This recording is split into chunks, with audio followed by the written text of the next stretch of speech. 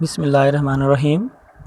अस्सलाम वालेकुम बच्चों, आज हम पढ़ेंगे लेंसेज की प्रैक्टिकल एप्लीकेशंस, यानी कि इमेज फॉर्मेशन पढ़ेंगे हम by lenses, image location by lens equation, और इसके अलावा हम एक लेंस इक्वेशन पढ़ेंगे जो हमें यह बताया करेगी कि किसी भी लेंस में से इमेज जो है वो कहाँ बनता है। यही चीज़ें बच्चों हम पहले मिरर्स के लिए भी पढ़ चुके हैं, लेकिन हम उनको थोड़ा सा डिफरेंस के साथ अब लेंसेज के लिए पढ़ेंगे।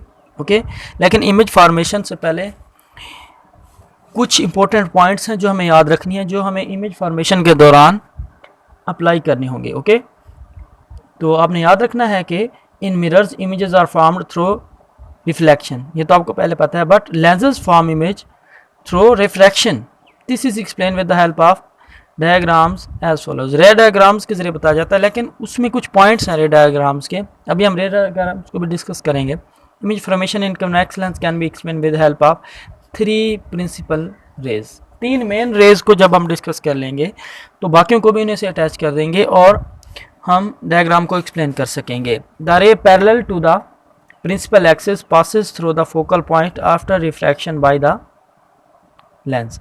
दूसरी रे के बारे में, the ray passing through the optical centre passes straight through the lens and remains undeviated। दो रे होगी। तीसरी रे, the ray passing through the focal point becomes parallel to the principal axis after refraction by lens। ये तीन रे किस तरह हम डिस्कस करेंगे, देखें बच्चों, ये तीन डिफरेंट रे बनाई गई हैं। रे वन जो पैरेलल आ रही है इंसिडेंट रे के, और वो रिफ्रैक्ट होने के बाद फोकल पॉइंट में से गुजरी है।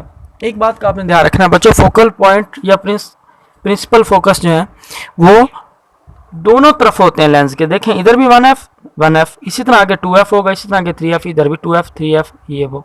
ओके, तो बच्चों अब देखें, हमने तीन रे पढ़ी है। रे वन जो है वो लेंस में से पास होने में के बाद, रिफ्रैक्ट होने के बाद यहाँ आ जाएगी। ओके, रे टू जो है वो जब सेंटर में से गुजरेगी तो रिफ्रैक्ट नहीं होगी। ठीक है, सेंटर में से कोई रिफ्रैक्शन नहीं होती। उसके बाद दूसरी रे जो है वो ऑप्टिकल सेंटर के नीचे वाले पोर्शन में से गुजरेगी तो वो पैरेलल हो जाएगी प्रिंसिपल एक्सिस के, लेकिन ये तीनों एक ही जगह पर मीट करेंगी जहां पर इमेज बनेगा। रिफ्रैक्शन के बाद जहां पर रेस एक पॉइंट पर मीट करती हैं वहां पर इमेज बनता है। ठीक है बच्चों, अभी हम और बहुत सारी चीज़ें जो है वो डिस्कस करते हैं, लेकिन मैंने यहाँ पर ये दोनों बना दी हैं आपके लिए, कनकेव और कन्वेक्स, ताकि आप दोनों को बच्चों, पहले तो हम बेसिक है ये फंक्शन दोनों के लिए समझ लेते हैं, कनकेव के लिए और कन्वेक्स लेंस के लिए। कन्वेक्स के लिए हमने देख लिया कि तीन रेज होंगी। ठीक है, और ये भी फोकल लेंथ के इक्वल है, ये भी फोकल लेंथ के इक्वल है। यहाँ से ऑब्जेक्ट है, ऑब्जेक्ट से रेज आई, लेंस के बाद जो रियल इमेज बना। ओके बच्चों, हमने देखना है कि फोकल लेंथ की कितनी दूर बना है।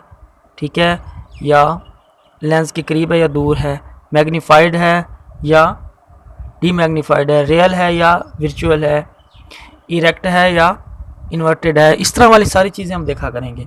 उसके बाद इसी तरह हम कनकेव के लिए देखते हैं। ठीक है बच्चों, यहाँ पर आपको तीन रेज ही डिस्कस करवाएंगे हम। एक रेज जो रिफ्रैक्ट होने के बाद ऊपर की तरफ चलेगी। एक्चुअली तो ये देखें ना, ये तीनों यहाँ पर मीट हो रहे हैं, यहाँ पर वर्चुअल इमेज बन रहा है। बच्चों आपको वर्चुअल इमेज का पता होना चाहिए, जिस साइड पर ऑब्जेक्ट हो अगर उसी साइड पर इमेज बने तो वर्चुअल होगा, अगर उस लेंस की दूसरी साइड पर बने तो रियल होगा। इसी तरह ये देखें, ये क्या है, इरेक्ट है। अगर टॉप ऑब्जेक्ट की इधर है तो इमेज की भी इधर है, लेकिन यहाँ पर बेशक रियल है दूसरी साइड पे, लेकिन इन्वर्टेड है, मतलब टॉप डाउन हो गई है, उल्टा हो गया इमेज। ठीक है, अच्छा बाकी दो रेज को भी इसी तरह हम देखें। एक तो पास होने के बाद ये देखें ना, जो रेड वाली है वो तो स्ट्रेट वैसे ही गई, और जो ब्लू है वो पैरेलल हो जाने वाला फंक्शन हो गया, जिस तरह इसमें होता था, और ये सारी इस पॉइंट पर मीट कर रही है। ओके, तो अभी हमने बेसिक बात देखी कि दो डिफरेंट लेंसेज हैं जो कन्वेक्स और कनकेव, उनमें किस तरह जो है वो इमेज बनता है। ठीक है, तो अब एक बार दोबारा से ध्यान में रख लें कि कितनी रेज होती हैं, तीन डिफरेंट तरीके से पास होने के बाद गुजरती हैं, लेकिन एक ही पॉइंट पर मिलती हैं। ठीक है, इमेज बनता है। इमेज रियल होगा अगर वो लेंस की राइट साइड पर बने, आप राइट साइड कह सकते हैं या फिर ये कह सकते हैं ऑब्जेक्ट के अपोजिट वाली साइड। ओके, अच्छा, और उल्टा और वो होगा वर्चुअल होगा अगर ऑब्जेक्ट वाली साइड पर बने। इसके अलावा बच्चों आपने देखना है कि ऑब्जेक्ट से बनने वाला जो इमेज है वो इन्वर्टेड है। ठीक है, या इन्वर्टेड नहीं है, या फिर हम उसको इरेक्ट कह सकते हैं। ठीक है। अच्छा, अब सीधा या उल्टा होने का मतलब ये होता है कि अगर ऑब्जेक्ट की शेप, मतलब ये देखें टॉप ऊपर है, इधर भी टॉप ऊपर रहेगी, अगर टॉप डाउन है तो क्या हो गया, इन्वर्ट हो गया। ठीक है। तो अब हम इन जो इमेज फॉर्मेशन है उसको डिटेल से डिस्कस करते हैं। ठीक है बच्चों, सबसे पहले हम कन्वेक्स लेंस के लिए पढ़ेंगे image formation in convex lens. अच्छा, अब इमेज फॉर्मेशन की हम डिफरेंट टाइप्स पढ़ेंगे, वो डिपेंड करेंगे कि ऑब्जेक्ट जो है वो कितनी दूर है लेंस से। बच्चों, अगर हम किसी ऑब्जेक्ट को लेंस से नज़दीक रखते हैं या दूर रखते हैं, फॉर एग्जांपल आप अपनी ग्लासेस को अगर आगे या पीछे की तरफ मूव करवाएंगे तो आप देखेंगे इनमें से बनने वाला इमेज भी या तो मैग्नीफाई हो रहा है या डी मैग्नीफाई हो रहा है, मतलब उसका साइज चेंज हो रहा होगा। ठीक है, तो हम यही डिस्कस करेंगे यहाँ पर, डिफरेंट केसेस बनाएंगे। सबसे पहले केस ए के लिए बात करते हैं। ठीक है, केस में हमें दिया हुआ क्या है कि ऑब्जेक्ट बियॉन्ड 2f, यानी कि फोकल लेंथ 1, फोकल लेंथ 2, यानी कि फोकल लेंथ के डबल से भी दूर ऑब्जेक्ट मौजूद है। ये डायग्राम्स बच्चों आपने अच्छे तरीके से समझनी है, क्योंकि ये लॉन्ग क्वेश्चन है और ये डायग्राम्स में बिल्कुल गलती कोई भी नहीं होनी चाहिए। ठीक है, रेज कहाँ पर आकर लगती हैं, ठीक है, कहाँ से शुरू होती हैं, मैं आपको थोड़ी और बारीक बीनी से बताता हूँ। ये देखें, रे को आपने रिफ्रैक्ट करवाना है तो सेंटर से। कुछ बच्चे ऐसा करते हैं यहीं से, जहाँ से लाइट लगती है वहीं से उसको रिफ्रैक्ट करवा देते हैं, वो गलत हो जाएगा। फिर अगर आप ये रे स्ट्रेट नहीं लेकर आए तो भी गलती हो सकती है। इसके अलावा अगर आपने ऑब्जेक्ट को ऊंचा बना दिया लेंस से भी, यहाँ तक ऑब्जेक्ट ले आए, फिर भी आप ये ठीक से नहीं पुट कर सकेंगे। आप इनकी बार बार प्रैक्टिस करिएगा ताकि ये गलतियाँ ना हो। सेंटर में से बिल्कुल सेंटर होना चाहिए वो। दूसरी ये रे, ये देखें, ये भी सेंटर से रिफ्रैक्ट हो रही है। ठीक है, इसको ज़्यादा नीचे या ज़्यादा ऊपर नहीं लेके जाना, फिर हम पॉइंट को मीट नहीं कर सकेंगे तीनों रेज का। ठीक है, ओके, हम इसको दोबारा से डिस्कस करना शुरू करते हैं। ऑब्जेक्ट है बियॉन्ड 2f, यहाँ पर है, तो इमेज कहाँ बनेगा, f और 2f के दरमियान। ठीक है, और इमेज की नेचर क्या होगी, इमेज f और 2f के दरमियान है। ठीक है, रियल है, ओके हो गया। दूसरी साइड पर रियल है, इन्वर्टेड कैसे है, उल्ट हो गया, स्मॉलर देन ऑब्जेक्ट, मैग्नीफाई नहीं हुआ। बच्चों, ये हमसे शॉर्ट और एमसीक्यूज, वैसे तो ये ओवरऑल लॉन्ग क्वेश्चन का टॉपिक है, लेकिन शॉर्ट और एमसीक्यूज में पूछ जा सकता है कि अगर कन्वेक्स लेंस में ऑब्जेक्ट हो बियॉन्ड 2f तो इमेज की नेचर क्या होगी, ये उसका आंसर है। ठीक है, इंपॉर्टेंट हैं ये सारे टॉपिक्स। उसके बाद हम ऑब्जेक्ट को रखते हैं 2f के ऊपर, ऑब्जेक्ट एट 2f। इस केस में हम डिस्कस करते हैं इमेज को। बच्चों, इस केस में क्या होगा, इमेज भी 2f पर बनेगा, यानी कि जितना दूर ऑब्जेक्ट है उतनी दूर इमेज बनेगा। दूसरी बात हम ये देखते हैं कि रियल इमेज, वैसे भी कन्वेक्स लेंस से रियल, मोस्टली रियल इमेज ही बनता है। इन्वर्टेड है, ठीक है, सेम साइज एज ऑब्जेक्ट, जितना डिस्टेंस अगर उन दोनों का सेम है तो फिर उन दोनों का साइज भी क्या हो जाएगा, सेम। बच्चों, ये पहले दो केस हमने कन्वेक्स लेंस के लिए डिस्कस किए हैं, जिसमें ऑब्जेक्ट बियॉन्ड 2f और ऑब्जेक्ट एट 2f है। ठीक है, और इसमें इमेज की जो है फिर हमने देखी नेचर कैसे है। बच्चों, एक चीज़ और हमने ऑब्जर्व की है इन दोनों में से, देखें जितना ऑब्जेक्ट करीब आता जा रहा है, ठीक है, उतना इमेज क्या होता जा रहा है, दूर। या फिर आप इस तरह कह सकते हैं कि अगर ऑब्जेक्ट दूर जा रहा है तो इमेज करीब आ रहा है। ऑब्जेक्ट दूर था, इमेज क्या था, करीब। ऑब्जेक्ट करीब आया, इमेज क्या हो गया, दूर। ये बच्चों बातें याद रखने वाली हैं और बार बार इनको समझने की ज़रूरत है। केस सी या तीसरा केस डिस्कस करते हैं, जिसमें हमने ऑब्जेक्ट को और करीब कर दिया, f और 2f के दरमियान कर दिया। उससे क्या होगा, इमेज और दूर हो जाएगा, वो f 2f से दूर चला जाएगा। ज़्यादा मुश्किल नहीं है बच्चों ये बातें। आपको लगेगा कि हमें कैसे याद रहेगा, ये बहुत आसान है। आप एक बात याद रखें कि जितना आप ऑब्जेक्ट को करीब लेते जा रहे हैं उधर से क्या होता जा रहा है, वो इमेज दूर होता जा रहा है। और नेचर कॉमन ही है मोस्टली कि रियल, इन्वर्टेड और लार्जर। पहले केस में बस क्या हो गया था कि लार्जर नहीं था। ठीक है, ओके, अब 2f से दूर बन गया, लार्जर बन गया, इन्वर्टेड बन गया, रियल बन गया। ये सारी बातें फिर वही यहाँ पर भी अप्लाई हो रही हैं कि सेंटर से रिफ्लेक्ट हो रहा है, रे को पास करवाना प्रॉपर पॉइंट से ज़रूरी है, इधर ऊपर वाली रे f में से गुजरना ज़रूरी है। ठीक है, इस तरह वाली बातें। उसके बाद ऑब्जेक्ट एट f, अब हम बहुत करीब ले आए हैं। आप भी बच्चों अभी इसको प्रैक्टिकल भी ऑब्जर्व कर सकते हैं। अगर किसी बच्चे को ग्लासेस हैं तो बहुत करीब अगर ग्लासेस ले जाता है, या आगे जिस चीज़ को देख रहे हैं उसके बहुत करीब ग्लासेस ले जाता है, तो हमें वो चीज़ नज़र नहीं आएगी क्योंकि उसका इमेज नहीं बनेगा। वो किस लिए, अभी हम यहाँ ऑब्जर्व कर लेते हैं। ऑब्जेक्ट बहुत करीब ले आए हैं, एफ पर ले आए हैं, क्या होगा, सेंटर वाली रे तो वैसे ही नहीं होता, होना होता रिफ्रैक्ट सॉरी, और टॉप वाली रे रिफ्रैक्ट तो हुई लेकिन उसने एफ में से ही गुजरना है। बच्चों अभी हमने देखा कि सारी जो टॉप रेज हैं देखें वो एफ में से ही गुजरी हैं, ये बात याद रहनी चाहिए आपको, टॉप वाली, और जो डाउन वाली है वो फर्स्ट एफ से गुजरी है।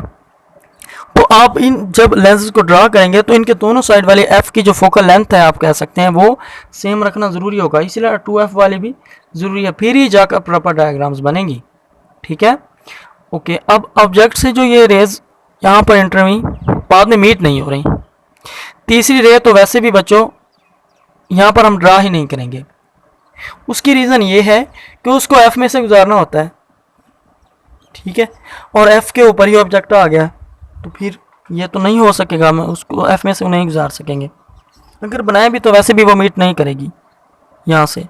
ठीक है, ओके। अब देखें हम ज़रा कि किस तरह हमने देखा कि अगर ऑब्जेक्ट को हम रख दें एफ के ऊपर तो हमारे पास कभी भी इमेज नहीं बनेगा क्योंकि रेज मीट नहीं करती। ये इंपॉर्टेंट बात है कि अगर एफ पर हो ऑब्जेक्ट तो कैसा इमेज बनेगा, हम कहेंगे इमेज बनेगा ही नहीं क्योंकि रेज जो है वो रिफ्रैक्शन के बाद मीट ही नहीं होगी। ठीक है बच्चों, आप लोग ये समझ रहे हैं ना कि किस तरह जो है different positions of object different location of image दे रही हैं। ठीक है, ओके। हमने ये डिस्कस कर लिए चारों केसेस। ये लॉन्ग क्वेश्चन में बच्चों पूछा जाता है कि किस केस में जो है कैसा इमेज बनेगा। ओके, अब हम एक और केस पढ़ते हैं कि अगर ऑब्जेक्ट है लेंस और एफ के दरमियान, यानी कि बहुत करीब हम लेके आ गए हैं उसको, पहले तो एफ के ऊपर था अब हम उसको लेके आ गए हैं उसके बिल्कुल दरमियान ऑब्जेक्ट के और लेंस के। इस केस में कैसा इमेज बनेगा, तो बच्चों आपने इसको गौर से देखना है। इस केस में इमेज जो है पहले वाले केसेस से काफ़ी डिफरेंट है। वो कैसे, देखिए यहाँ से रिफ्लेक्ट होने के बाद एफ में से गुजरी दूसरी रे, ये सेंटर में से वैसे ही गुजरी। अब हमें एक वर्चुअल इमेज बनेगा, वर्चुअल इमेज मिला है लेकिन वो क्या हो गया, बहुत इनलार्ज हो गया, बहुत ही करीब अगर आप ले आते हैं लेंसेज को अपनी आइज़ के और ऑब्जेक्ट भी बहुत करीब आ गया तो बहुत ज़्यादा मैग्नीफाई हो जाता है। ये आपने नोट किया होगा, अभी अपनी अगर फिंगर्स को बिल्कुल ग्लासेस के सामने लाएं तो बहुत ज़्यादा मैग्नीफाई हो जाएगी। ये वही केस है बच्चों, बिहाइंड द ऑब्जेक्ट हो गया, ठीक है, वर्चुअल हो गया, ओके, इरेक्ट हो गया, सीधा है इस केस में, लार्जर देन ऑब्जेक्ट। बच्चों ये एक कन्वेक्स लेंस का स्पेशल केस है बाकियों से, जहाँ पर ऑब्जेक्ट क्या बन रहा है, इरेक्ट बन रहा है और मैग्नीफाई भी हो रहा है, ठीक है, और बिहाइंड भी बन रहा है।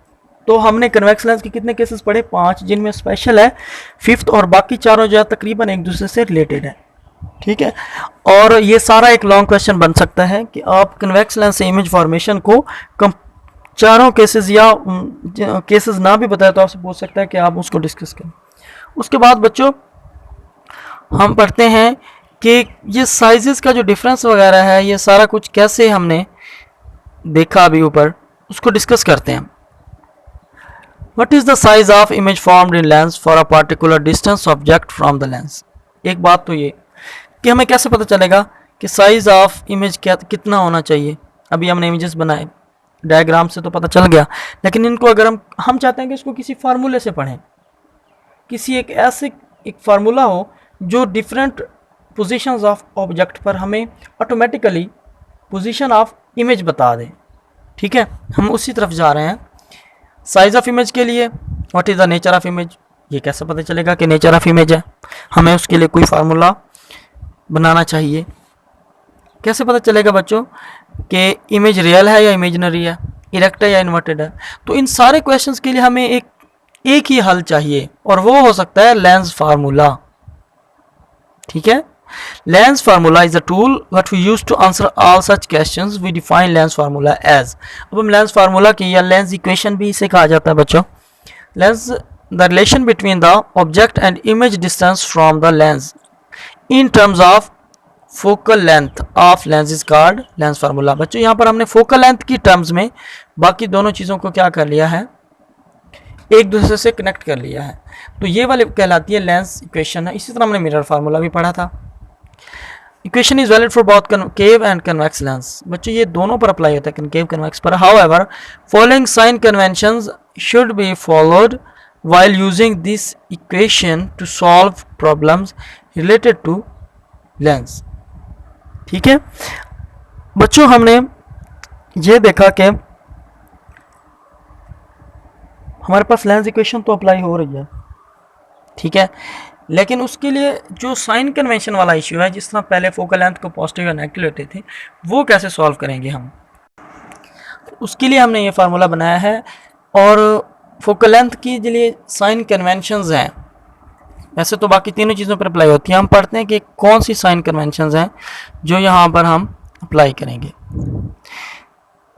बच्चों आपने मिरर के लिए भी साइन कन्वेंशंस पढ़ी होंगी, अब हम लेंस के लिए पढ़ेंगे, लेकिन आपको ये बात ज़हनशीन रखनी है कि इनमें एक डिफरेंस मौजूद है। आपने वो वाली साइन कन्वेंशंस यहाँ पर कभी भी अप्लाई नहीं करनी, वरना आपका सब कुछ जो है वो डिस्टर्ब हो जाएगा, कैलकुलेशंस जो है वो ख़राब हो जाएंगी। तीनों किस्म की हम पढ़ेंगे, फोकल लेंथ के लिए, ऑब्जेक्ट डिस्टेंस के लिए और इमेज डिस्टेंस के लिए। सबसे पहले हम पढ़ते हैं फोकल लेंथ के लिए। Positive for converging lens. Converging lens कौन सा होता है, कन्वेक्स।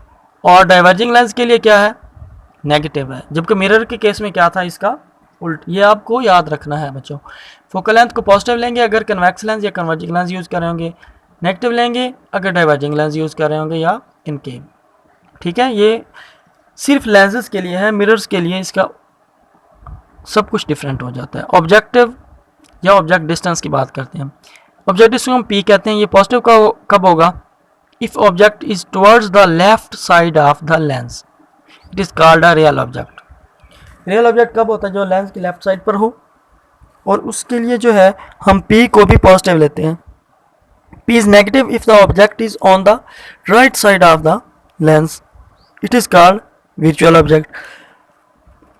अब हमें यहाँ पर एक और चीज़ पता चल गई कि रियल ऑब्जेक्ट और वर्चुअल ऑब्जेक्ट का डिफरेंस क्या होता है। अगर राइट साइड पर होगा तो रियल, राइट साइड पर नहीं होगा तो, लेफ्ट पर होगा तो वर्चुअल। ठीक है, और हमने इसके लिए देख लिया कि P को कब नेगेटिव लेना है, कब पॉजिटिव लेना है। अब इमेज डिस्टेंस की बात करते हैं, Q की। Q is positive for a real image made on the right side of the lens by real object, negative for a virtual image made on the left side of the lens by object. Real image और virtual image का difference भी यहीं से पता चल सकता है कि अगर राइट पर होगा तो रियल इमेज, लेफ्ट पर होगा तो वर्चुअल। और उस केस में Q को पॉजिटिव लेंगे रियल इमेज की। Q पॉजिटिव होगा तो इमेज रियल होगा, Q नेगेटिव होगा तो इमेज वर्चुअल होगा। बच्चों ये सारे पॉजिटिव और नेगेटिव की जो बातें, ये आपको इसलिए याद रखनी है कि न्यूमेरिकल्स में अप्लाई करने के लिए। अगर आपने ये प्रॉपरली पॉजिटिव और नेगेटिव ना लिए वैल्यूज़, तो हम न्यूमेरिकल से कभी भी आंसर ठीक हासिल नहीं कर पाएंगे। ये साइन कन्वेंशन हमें बहुत यूज़फुल होती हैं जब हम ये लेंस फार्मूला या लेंस इक्वेशन अप्लाई कर रहे होते हैं। ठीक है कि बच्चों, अब हमने जो टॉपिक पढ़ लिए इनका एक ओवरव्यू ले लेते हैं। सबसे पहले हमने इमेज फॉर्मेशन के बारे में पढ़ा, लेंसेज की उसके 3 रेज को डिस्कस किया। ये शॉर्ट में पूछा जा सकता है कि 3 रेज किस तरह लेंस में से पास होकर इमेज बनाती हैं। ये हमने एक बेसिक आइडिया लिया दोनों में से इमेज बनने का, कन्वेक्स और कनकेव में से। उसके बाद हमने बच्चों कन्वेक्स वाले इमेज फॉर्मेशन को लॉन्ग क्वेश्चन के लिए प्रॉपरली एक्सप्लेन किया। इसके 5 डिफरेंट केसेस पढ़े जिसमें हमने इमेज की पोजीशन को ऑब्जेक्ट की पोजीशन से कनेक्ट किया। उसके बाद हमने बच्चों लेंस फार्मूला पढ़ा और साइन कन्वेंशंस पढ़े।